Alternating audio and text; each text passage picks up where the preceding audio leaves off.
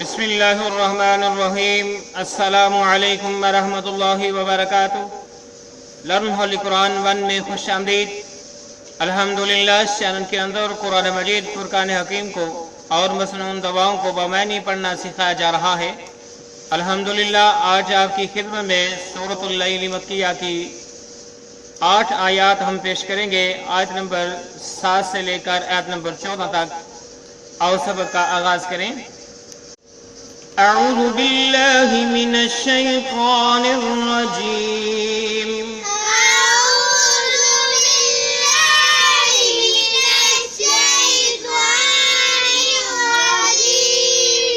بسم اللہ الرحمن الرحیم۔ بسم اللہ الرحمن الرحیم۔ فسنيسره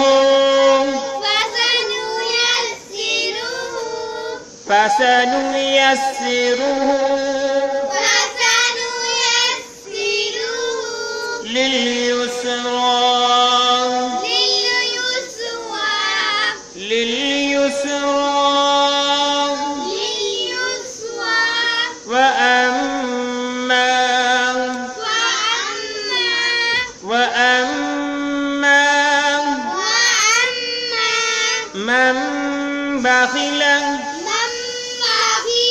من بخل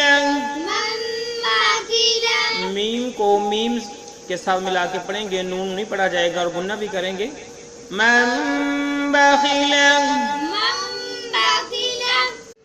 واستغنى وكذب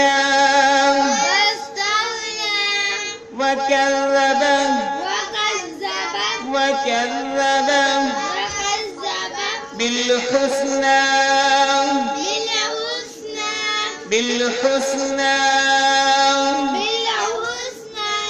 با کو لام ساکن کے ساتھ ملا کے پڑھا۔ فسنيسره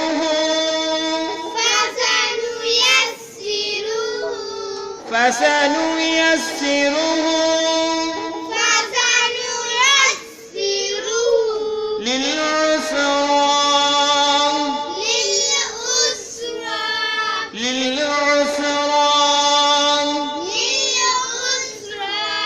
وما يغني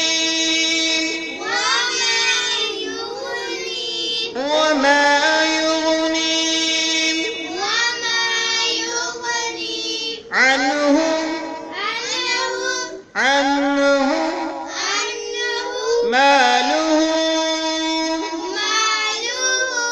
ماله إذا تردى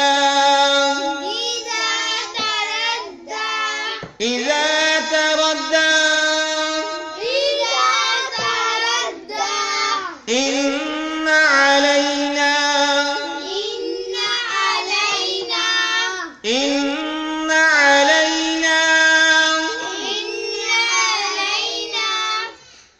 للهدى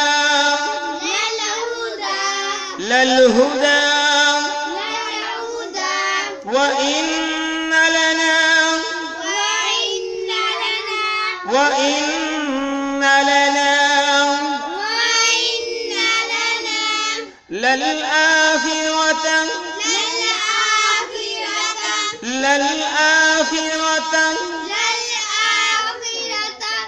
للآخرة والأولى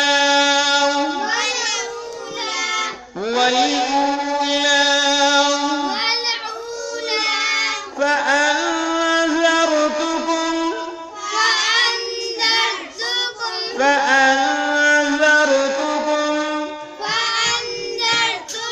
نارا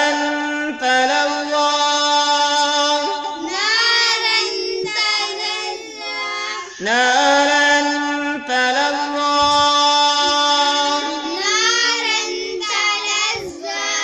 اور پھر سے پڑھیں۔ واستغنى دیکھ لیں، یہ ہم جو ہے پچھلے پیج کے ساتھ ملا کے پڑھیں گے، یہاں پہ نظر نہیں آئے گا، یہاں پہ غور کر لیں۔ واستغنى فسنيسره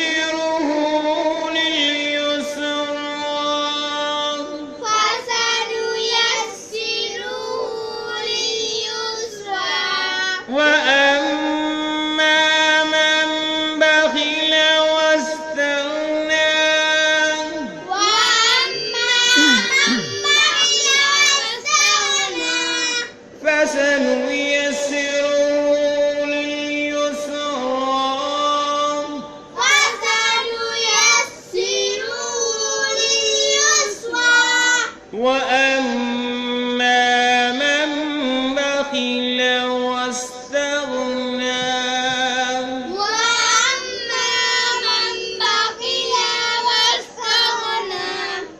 فَسَنُيَسِّرُهُ معنی دل اس کے ان قریب ہم آسان کر دیں گے اس کے لیے لِلْيُسْرَىٰ آسانی کو وَأَمَّا اور لیکن مَن بَخِلَ جس نے بخل کیا وَاسْتَغْنَىٰ اور بے پرواہ رہا تو آگے بڑھتے ہیں وَاسْتَغْنَىٰ اور بے پرواہ رہا اس کا معنی ہم نے کیا آگے پھر پڑھتے ہیں پھر اس کے بعد ان کے معنی پڑھیں گے وَكَذَّبَ بِالْحُسْنَىٰ فَسَنُيَسِّرُهُ لِلْعُسْرَىٰ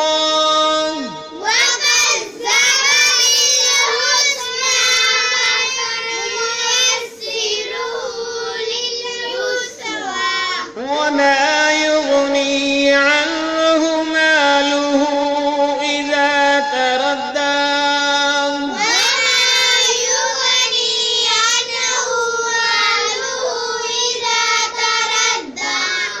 وَكَذَّبَ بِالْحُسْنَىٰ فَسَنُيَسِّرُهُ لِلْعُسْرَىٰ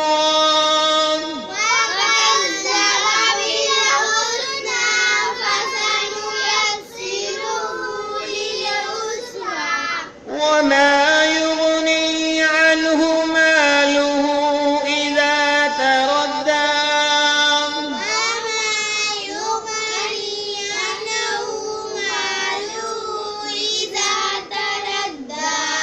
وَكَذَّبَ بِالْحُسْنَىٰ فَسَنُيَسِّرُهُ لِلْعُسْرَىٰ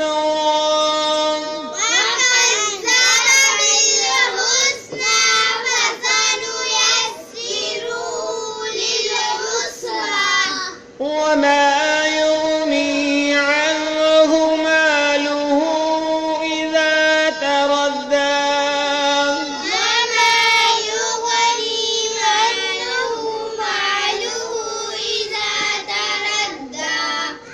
إِنَّ عَلَيْنَا لَلْهُدَىٰ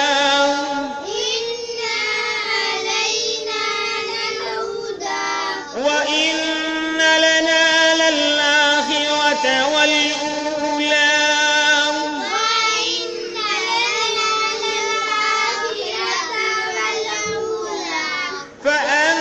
فَأَنذَرْتُكُمْ نَارًا تَلَظَّىٰ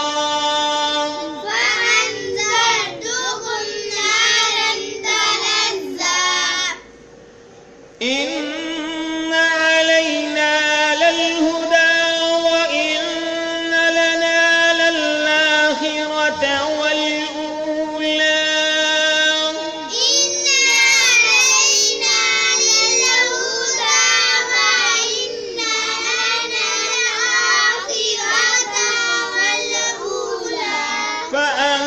فَأَنذَرْتُكُمْ نَارًا تَلَظَّىٰ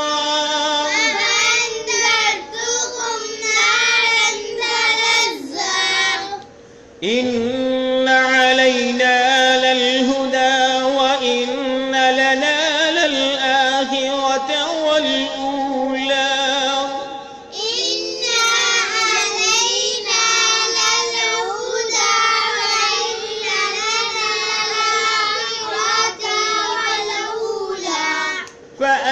فَأَنذَرْتُكُمْ نَارًا تَلَظَّىٰ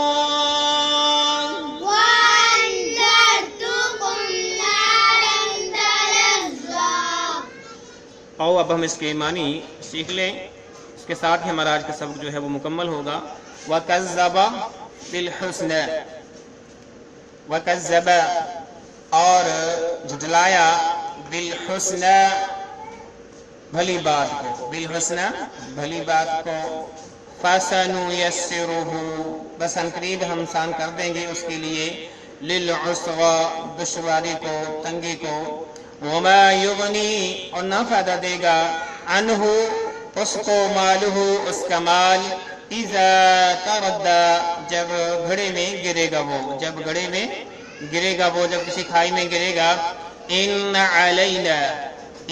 علینا بے شک ہم پر ان علینا بے شک ہمارے ذمے ہے للہدا البتہ راہ دکھانا، للہدا البتہ راہ دکھانا، وَإِنَّ لَنَا اور بے شک لنا ہمارے ہاتھ میں ہے للآخرۃ آخرت والأولی اور دنیا، فَأَنذَرْتُكُمْ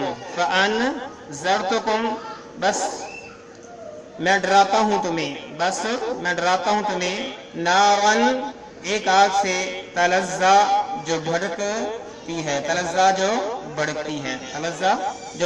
ہے، تو میں آپ کو ایک آگ سے ڈراتا ہوں جو کہ بھڑکتی ہے۔ اب اس کا جو ہے محاورہ سن لو سارے کا جو آج ہم نے پڑھا ہے، تو ہم بھی سچ اسے آسانی میں پہنچا دیں گے، سہج یعنی آہستہ آہستہ جو ہم اسے آسانی میں پہنچا دیں گے، لیکن جو وکیلی کرے اور بے پرواہی برتے اور نیک بات کی تکذیب کرے تو ہم بھی اسے آہستہ آہستہ سختی میں پہنچا دیں گے۔ اس کا مال اسے عمدہ کرنے کے وقت کچھ کام نہ آئے گا، اور راہ دکھا دینا ہمارا ذمہ ہے، اور ہمارے بھی ہاتھ میں ہے آخرت اور دنیا۔ میں نے تو تمہیں شعلے مارتی ہوئی آگ سے ڈرا دیا، یعنی پیغمبر علیہ السلام نے تو ڈرا دیا، اب آگے ہمارا کام ہے اس آگ سے ڈرنا یا نہ ڈرنا۔ اللہ رب العالمین سے دعا ہے کہ اللہ رب العالمین ہمیں اس آگ سے ڈرتے ہوئے اس آگ سے بچنے کی تیاری کرنے کی توفیق عطا فرمائے، آمین۔ السلام علیکم ورحمۃ اللہ وبرکاتہ۔